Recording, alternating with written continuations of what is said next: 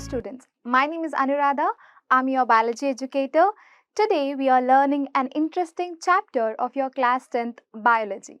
So today we are learning the chapter life process. What is life process? Before knowing what is life process, let's understand what is level of organization. So you all know that atoms together forms molecules. Molecule combined together forms cells.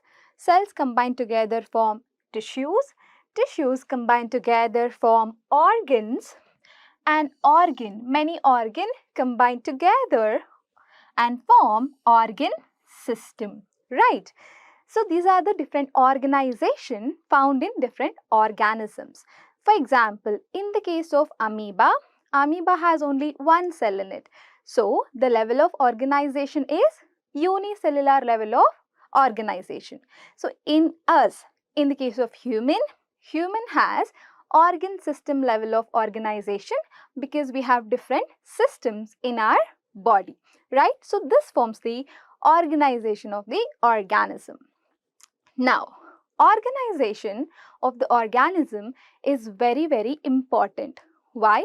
If organization breaks, the organism dies. That is why it is very important for the organism, right? But usually the environmental factors like heat, cold, harsh weather condition always try to break the organization of the organism. On the other hand, organism is trying to maintain its organization. How? By showing some processes. So organism has to maintain its organization. If organization breaks, the organism dies. So here organism show some process to maintain its organization. So that process is called as life process. The process which together occur inside the body of the organism for the maintenance job is called as life process. This maintenance job has to happen continuously even when the organism is sleeping or resting, right? So this maintenance job has to go on all the time. This maintenance job needs energy. Organism has to get the energy for maintaining their organization. Where do they get the energy? They get it from nutrition. So you all know that nutrition is very important for the organism to maintain its organization and also for growth and reproduction of the organism. So based on the way organism takes its nutrition, we have divided nutrition into two main types. The first one is autotrophic nutrition. Auto means self, trophic means nutrition.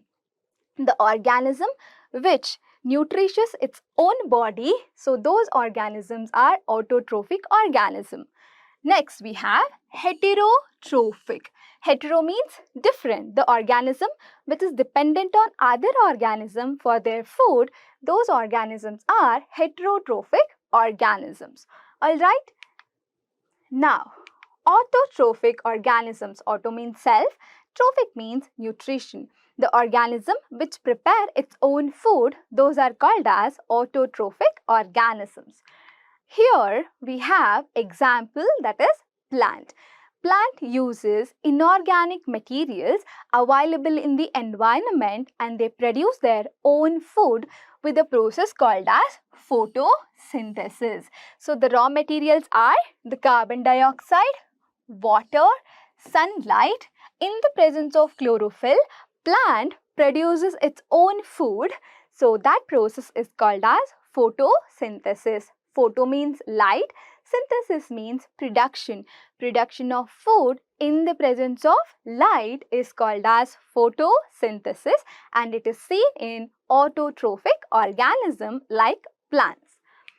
Next we have photosynthesis process occurs in 3 steps. What are the steps? in photosynthesis. The first one is absorption. As we already seen, chlorophyll pigment is involved in the process of photosynthesis. So this pigment traps the sunlight and that process is absorption. The second step, the light which is trapped is used to break down the water molecule into hydrogen and oxygen. Here in this time, the light energy is getting converted into chemical energy, right? So the third step is reduction. The carbon dioxide is getting reduced by combining with the hydrogen. So carbon dioxide is getting reduced to form carbohydrate. During photosynthesis, the carbon dioxide is combining with the water in the presence of chlorophyll and sunlight. They produce the carbohydrate, and this carbohydrate is glucose. And along with this, the end product are also formed, that is oxygen and water. The food which is produced in the form of glucose, and plants store it in the form of starch. And this starch will be used when it is necessary, right? So as we have discussed already, photosynthesis process requires different raw materials that includes carbon dioxide, water, sunlight, right? So here, how do you think plants obtain their carbon dioxide? In the plant's leaf, there are tiny little pores called as stomata. So these tiny little pores helps in the exchanging of gases. The pores are guarded by guard cells.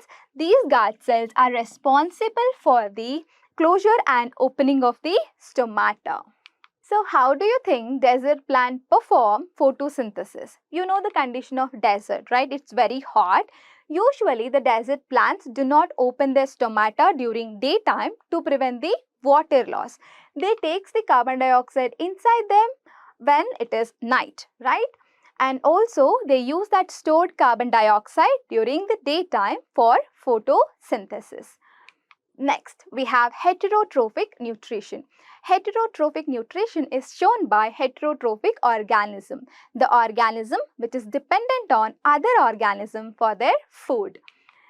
Here we have, yes, an animal which is heterotrophic, which is dependent on plant, which is autotrophic organism. Heterotrophic organism is divided into three main types. The first one is holozoic, the second one is saprophytic, and the third one is parasitic. Holozoic organisms are those, they consume the food substances into the body and then they digest that food substance to obtain the nutrition. How about saprophytic organism? Saprophytes are those, they eat upon dead and decaying matter. So these organisms digest the food material outside their body by producing certain digestive enzymes and absorbs the digested food material into the body.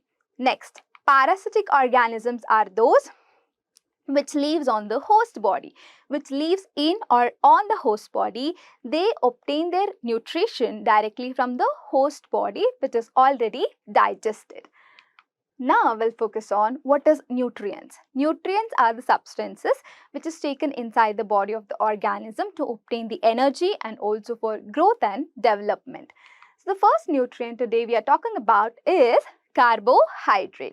So carbohydrates are the substances which gives us energy, right?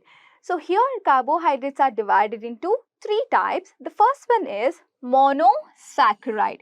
Mono means single, saccharide means sugar. So whichever the carbohydrate which has only one sugar unit in it, those are called as monosaccharide. So the example is glucose. So glucose is one of the example of monosaccharide and it is the simple carbohydrate. Next we have disaccharide. Di means two, saccharide means sugar. Whichever the carbohydrate which has two sugar units in it, those are called as disaccharide. The example is maltose. So maltose is the disaccharide made up of two glucose units. Next we have polysaccharide. Poly means many, saccharide means sugar unit. So whichever the carbohydrate which has many sugar units in it, those carbohydrates are called as polysaccharide. So here I have taken the example of starch. Starch is the example of polysaccharide and which is also called as complex carbohydrate. So starch is made up of many glucose units, and as there are a lot of glucose units, this forms the starch, and that is complex carbohydrate. So whenever we consume the food, we usually consume the food in the form of starch, and that is complex in nature, right? But our body cannot utilize this complex food. We need to make this complex substance into simple substance, then our body can utilize this simple foods. So the next nutrient is protein. Protein is also a complex substance made by simple units called as amino acids. So amino acids combined together forms a short chain of amino acid called as peptides. So such peptides combined together forms the protein. So proteins are sometimes referred as polypeptide. Poly means many, peptide means short chain of amino acids. So many short chain of amino acids combined together forms the protein. So protein is complex. So whenever we consume the protein, it is in the complex nature.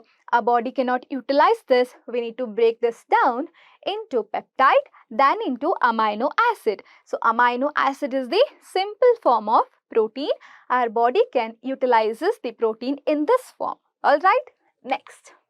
Now we'll focus on the next nutrient, that is fats. So fats are also complex substances made by two main components, fatty acid and glycerol. So as this is complex substance, our body cannot utilize this. We need to break this down into fatty acid plus glycerol. Next, so we'll see nutrition in amoeba. So what is nutrition? Nutrition is the process of consuming the food and obtaining energy out of it. Nutrition process is divided into 5 main steps, right? The first one is ingestion, where the organism takes the food inside its body. The second one is digestion, because the food which organism has consumed is not in the usable form. So we need to convert that complex substance into simple food substances so our body can utilize it, right? The next step is absorption. So now we have converted complex substance into simple substances, and these simple substances is absorbed by the body. And the next step is assimilation. So the absorbed food materials are taken inside the cell and broken down to produce the energy, and that process is called as assimilation. Lastly, we have digestion. The food material which is not digested is thrown out of the body through the process called as digestion. So, in the case of amoeba, amoeba is the unicellular organism. It shows its nutrition in single cell itself. Now, we'll see nutrition in humans. So, as I mentioned earlier, nutrition includes 5 steps, right? The first one is ingestion. So we all consume the food. We take the food inside our body. And the next process is digestion. Why digestion? Because our body cannot utilize the complex substances. We need to convert that complex substance into simple usable form, right? So the process of digestion occurs inside the body of the organism. In the case of humans, yes, it takes place inside the digestive system.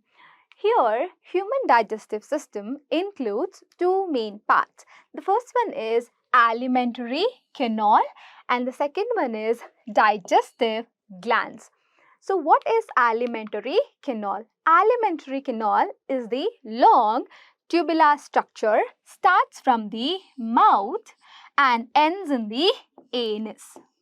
Right? It's a long tube-like structure which is starting from mouth and ends in the anus. So this is where we observe the digestion of food. Now we'll see what are the parts present in the alimentary canal. Alimentary canal starts from mouth. When we open the mouth, we have a space in the mouth called as oral cavity. So in the oral cavity, we observe the structure called as teeth, and which is helpful for mechanical breakdown of food. The next one is tongue. Tongue helps in speech and also for the recognition of taste. And we have pharynx. Pharynx is the common passage for both food and wind. Esophagus is a tube-like structure which passes the food from the buccal cavity to the stomach. So stomach is a J-shaped bag-like structure where some of the digestion process are seen. Next is small intestine. So small intestine is a coiled structure where we observe the digestion of food and also absorption of food materials. The large intestine is a structure which helps in the absorption of water and minerals and helpful for keeping the undigested food. And lastly, we have anus. Anus is the last part of the alimentary canal which is used to throw the undigested food substances. So now we'll focus on digestive glands. So digestive glands are the structures which helps in secreting digestive juices. These digestive juices are helpful for the process of digestion, right? So we have different digestive glands. The first one is salivary gland. So salivary glands are present in the buccal cavity. There are 3 pairs of salivary gland in the buccal cavity. So all of them produce the saliva. The watery fluid which we have in our buccal cavity is called saliva, and these saliva contain an important enzyme, salivary amylase. So this amylase helps in the breakdown of starch. Next we have gastric gland. So gastric glands are located in the inner wall of the stomach, and these gastric glands produces different substances that includes HCl, mucus, and an enzyme pepsinogen, right? So this is inactive enzyme. So next digestive gland is liver. Liver is the largest exocrine gland and produce bile juice. So this bile juice contains essential substances like bile salts, phospholipids and other substances. This bile juice is helpful for emulsification of fats. So the only digestive juice without any enzyme is bile juice. Next one we have pancreas. So this pancreas produces pancreatic juice. So this pancreatic juice contains many important enzymes required for the digestion of food. So now we'll focus on intestinal glands. So in the wall of intestine also there are certain cells and glands produces digestive juices which is helpful for breakdown of food substances. Now we'll see what happens during the digestion process. So when we consume the food, we take it inside the mouth, and with the help of teeth, we chew the food, and with the help of salivary amylase, the enzyme present in the saliva, this enzyme help in the breakdown of starch into maltose. So I have already told starch is the complex carbohydrate. So we cannot use this carbohydrate in this form. We need to break this down into simple forms. So here maltose is a disaccharide made up of 2 glucose units. So here starch gets converted into maltose with the help of an enzyme salivary amylase. Next, the food is passed into the esophagus. In esophagus we do not observe any of the digestion. Now the food is passed into stomach. In the stomach, we have HCl and pepsinogen. So this pepsinogen is produced in the inactive form. So this inactive pepsinogen is getting converted into active pepsin with the help of HCl, right? And this active pepsin acts upon the proteins. So as I told you, protein is complex substance. So our body cannot utilize this in this form, right? So protein is acted by enzyme pepsin, and pepsin converts protein into peptides, large chain of amino acids into smaller chain of amino acid, that is into peptides, right? Next is small intestine. So once the digestion is over in the stomach, the food is sent to small intestine. So small intestine receives the digestive juices from liver and pancreas. Both the glands releases their digestive juices into the small intestine. So we observe further digestion process in the first part of the small intestine, that is in the duodenum. So in the small intestine, we observe these chemical reaction. So as I told you, liver produces bile juice which contain bile salt. So these bile salts are responsible for emulsification process. What is emulsification? Conversion of large fat globules into smaller fatty globule, and that process is called as emulsification, right? That emulsified fat is getting converted into fatty acid and glycerol with the help of enzyme lipase, which is in the pancreatic juice. So here we have got simple form of fat, correct? Next we have starch. So we have observed starch digestion in the buccal cavity, but only 30% of starch gets digested in the buccal cavity. Remaining starch gets digested inside the small intestine. So here the starch is acted by pancreatic amylase. So this pancreatic amylase convert complex starch into maltose, right? So now maltose is the disaccharide. So our body cannot utilize this, right? And again maltose is getting broken down into glucose with the help of an enzyme maltase, right? Next, so the peptide which is formed inside the stomach are the short chain of amino acid. So they are not simpler yet, right? They are not the simplest form of protein yet. So we need to convert this short chain of amino acids into simple single units of amino acids, and that conversion is done by trypsin and chymotrypsin. These enzymes are present in the pancreatic juice. So now we have got all the simplest substances, simplest form of food. Fatty acid and glycerol is the simple form of fat. Glucose is a simple form of carbohydrate. Amino acid is a simple form of protein. So all these simple substances are absorbed by the finger-like projection present in the ileum region. So the ileum region shows finger-like projection called as villi, and these villi helpful for the absorption of food substances. That is, simple form of food are absorbed in the villi of small intestine, and then the food which is not absorbed or the food which is undigested is sent to large intestine. In the large intestine, some of the water and minerals are absorbed, and then the undigested food is sent to the part of the large intestine called as rectum for storage of undigested food, and then that undigested food is thrown out of the anus, right? So that is about the enzymatic actions occur during the process of digestion. So once after the digestion process is over, the food, the simple form of food, is absorbed by the circulatory system and distributed to all parts of the body.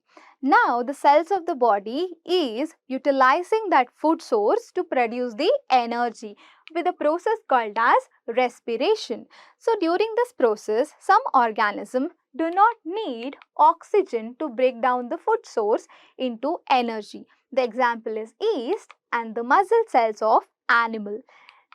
So some organism needs oxygen to break down the food source. So That respiration is called as aerobic respiration. Here, the glucose is broken down inside the cell in the presence of oxygen to produce the energy, and also the end products are produced, that is carbon dioxide and the water. So as I told you, to break down the food source, some organism requires oxygen. And where do they get their oxygen from? They get it from the atmosphere. So some of the organism obtain in some other ways. For example, in the case of fish, they get their oxygen with the help of gills, right? So they breathe with the help of gills. Next, that is earthworm. Earthworm has slimy skin, and through the slimy skin, they exchange their gases with the atmosphere. In the case of human gets the oxygen from the atmosphere. He uses his respiratory system for breathing, right? The respiratory system of human includes many structure: nose, nostril and the nasal chamber. So in the nasal chamber we have tiny hair-like structure and also mucus. This structure helps in trapping the dust particles and also it moistens the hair. Next, the air is passed into the pharynx, then into the windpipe. So windpipe are provided with the C-shaped ring-like structure which actually prevent the collapsion of windpipe during the exhalation. Next, the trachea or windpipe branches into two and enters inside the spongy lungs. So this structure is called as bronchi. So bronchi again branches out to form a structure called as bronchioles, and bronchioles ends in the sac-like structure, and that sac-like structure are called as alveoli. So alveoli is the sac-like structure. They are very thin, and these thin alveoli allows us to exchange the gas. These thin alveoli are surrounded by number of blood capillaries. So the blood capillaries brings the blood from the different parts of the body which has carbon dioxide in it. Now the air which is inhaled is inside the alveoli which contains more amount of oxygen. Now we observe exchange of gases between the alveoli and the blood capillary which is surrounding the alveoli, right? In the case of human, we observe exchange of gases in the region of alveoli. So next we'll observe how respiration process takes place in the case of plants. So as we already know that during photosynthesis, the stomata helps in the exchanging of gases, and in also some cases, the young stem has lenticels which is helpful for exchanging of gases, and the root hair also helps in exchanging the gases from the soil around it. Now we have observed digestion process in the digestive system and breathing process in the respiratory system. Now the food is in the digestive system and oxygen is in the respiratory system. These food sources and oxygen is required by other parts of the body as well, and we use the transportation system to distribute the food source and oxygen to all parts of the body. What is transportation? Transportation is the process of transferring the food or oxygen or any substances from one region of the body to other region of the body is called as transportation.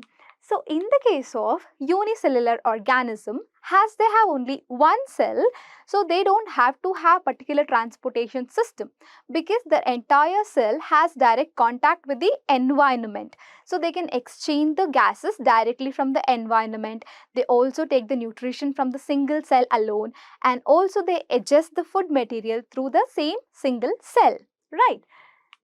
In the case of multicellular organism, their body is complex. So we can't expect all the cells of the body to have direct contact with the environment. So in such cases, we need to depend on transportation system. So here transportation system helps us to distribute the substances from one area of the body to another area. In the case of human, we have circulatory system. Circulatory system includes three major structures. The first one is blood, second one is blood vessel, and the third one is heart. First, we will look what is there in the blood and what is the function of blood. Blood is the circulatory fluid present in the body, so which has two main components. The first one is plasma, so which is the water part of the blood. Next, we have cellular part. So plasma is the water part of the blood and cellular part contains three types of cells in it. So first one is RBC, the second is WBC, and the third one is platelets. So RBC helps in transportation of oxygen because RBC cell has hemoglobin in it, which gives red color to the blood, and WBC cells are soldiers of our body which fight against disease and disease causing microbes. Platelets are the structures which helps in blood clotting process. So plasma contains all these cellular part in it and which forms the blood together. So now we'll see the different type of blood vessels. So there are three main types of blood vessels in the body. What are blood vessels? Blood vessels are the tube-like structure which helps in transporting the blood from one region to other region of the body. So here the first one is arteries. So arteries are the type of blood vessel. They usually carry oxygenated blood away from the heart. Exceptional cases pulmonary artery which carries deoxygenated blood. So if you see, arteries are having thick muscular wall. So this thick muscular wall helps them to withstand high blood pressure generated by the heart. In the case of veins, veins are the type of blood vessel. They usually carry deoxygenated blood towards the heart. The exceptional case is pulmonary vein which carries oxygenated blood. So if you see, the veins are having thin muscular wall because the blood flow in them is with the low blood pressure. And the last one is capillaries. Capillaries are the type of blood vessels. So these are very thin. So as they're so thin, they have direct contact with the deeper parts of the body. That is, they also supply nutrients and oxygen to all cells of the body. So when arteries and veins cannot supply oxygen and nutrient to the deeper parts of the body, they branch out to form arterioles and venules. Again, arterioles and venules branches out to form a smaller structure called as capillaries. Capillaries are so thin, they are made up of one layer thick cell, and these help them to exchange the nutrient gases between the tissue region. Right? Now we'll focus on heart.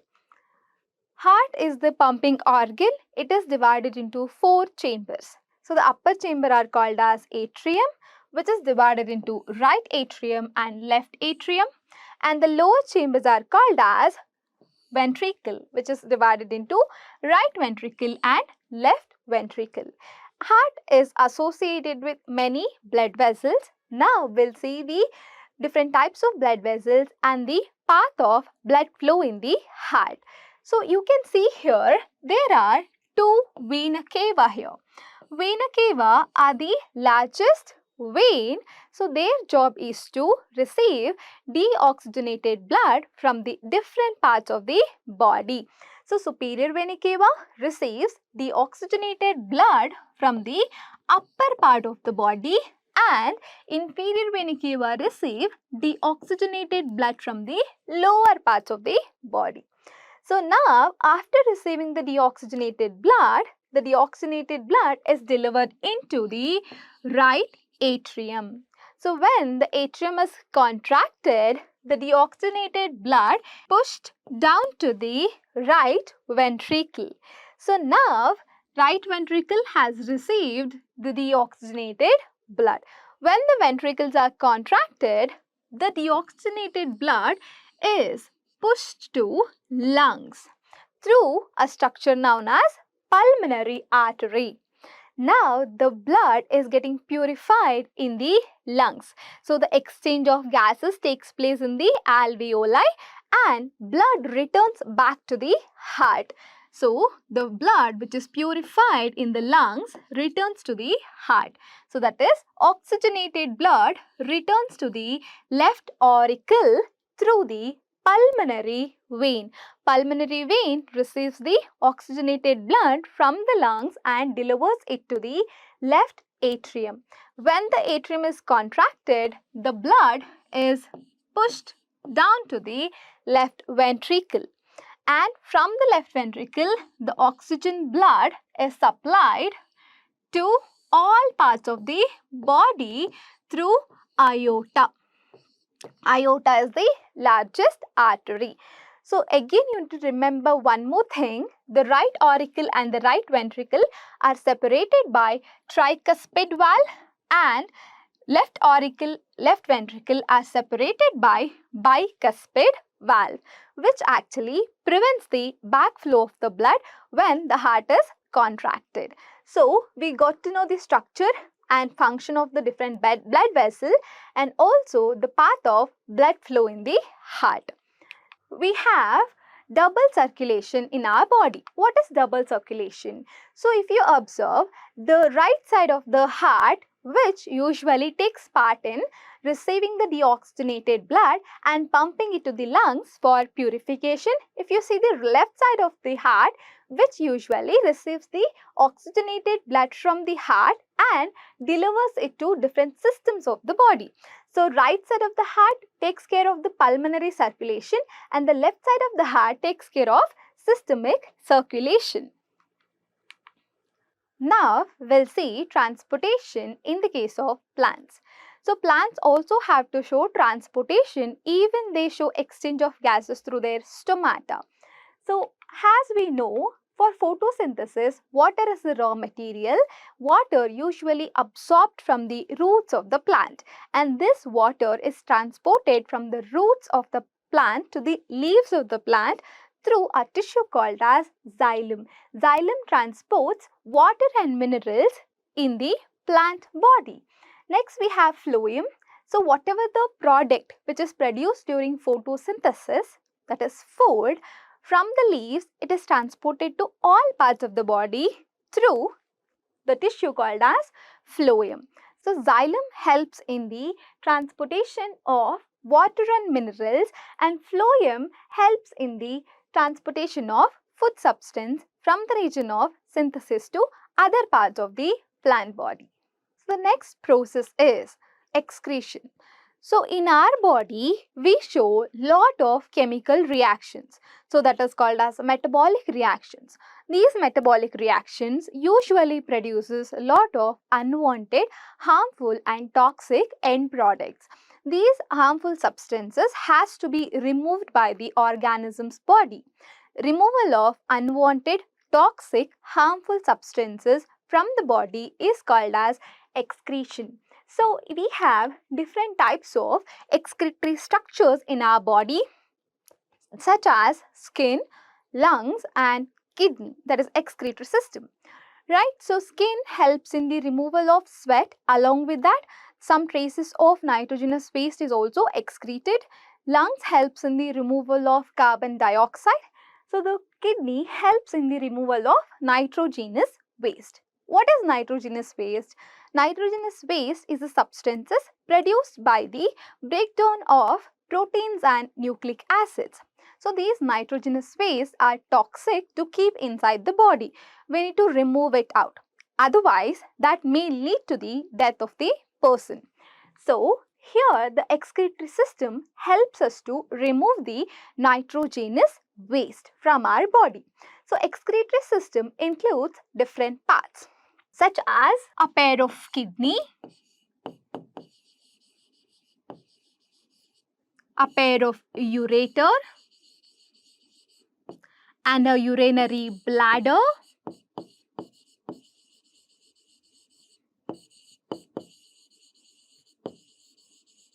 Lastly, we have urethra. Right?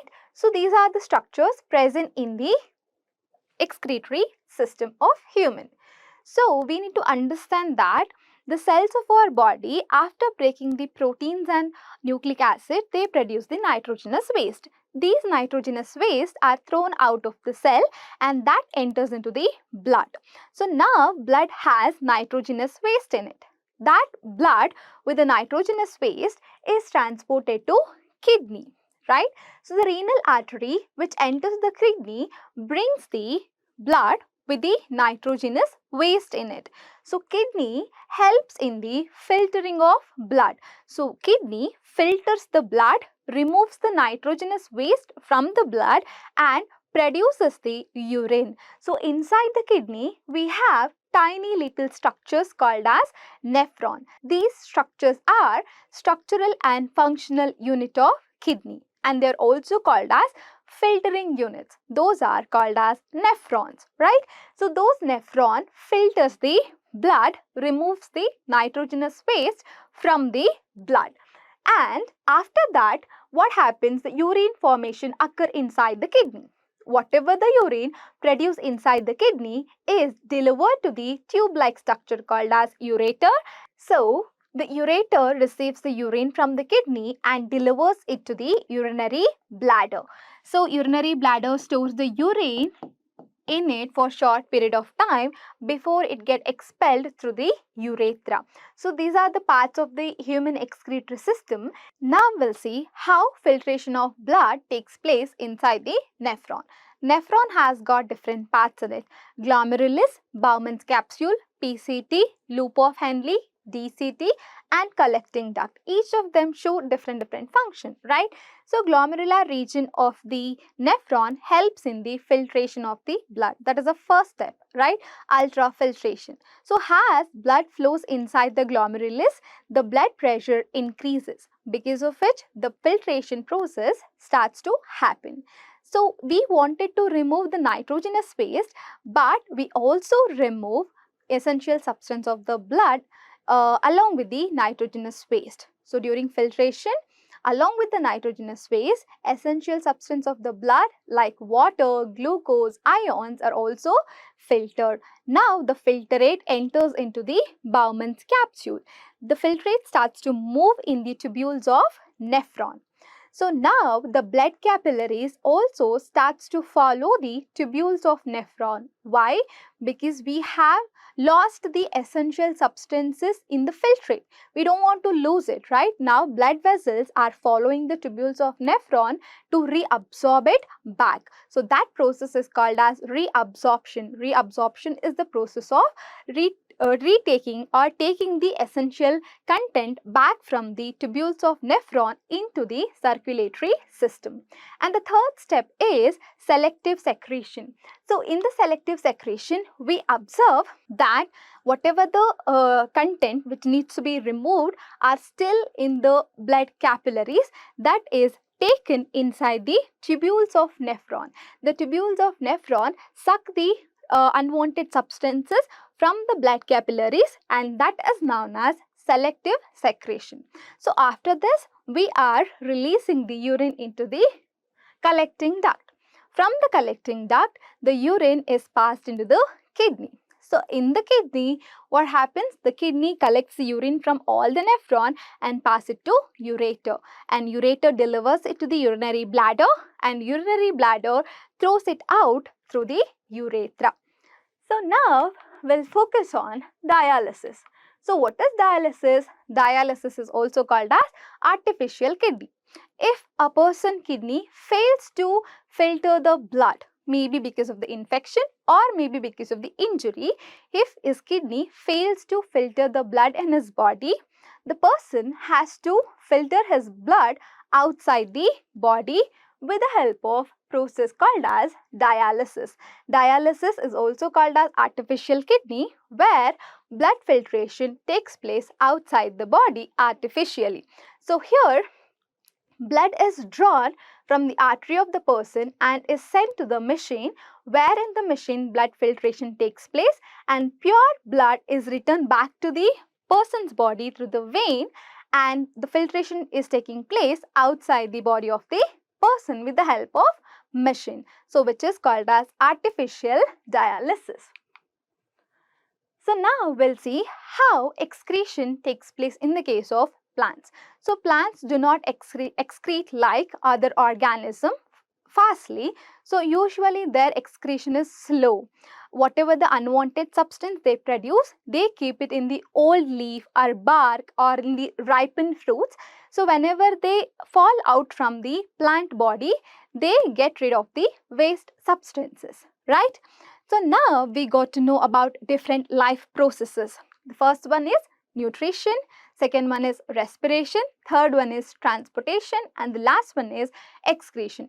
All these life processes are needed to happen inside the living organism's body for maintaining their organization. So all these life processes are interconnected to each other. If any one of the life process stops, organism dies. So these life processes are very essential in living organism's body. So with this note, we are ending the session. Thank you so much.